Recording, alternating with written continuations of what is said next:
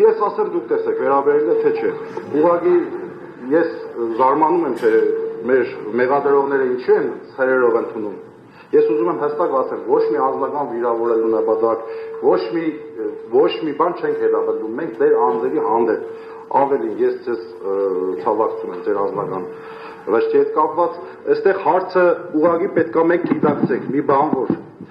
այն ուժերը, ովքեր որ հարձակվել են Հայաստանի Հանրապետության պետականության վրա, հայ առաքելական եկեղեցու վրա, ժողովրդավարության վրա, մեր ազգային արժեքների վրա, իրենք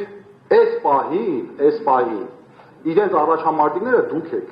ձեր իրենց ներկայացուցիչները այստեղ դուք եք, եւ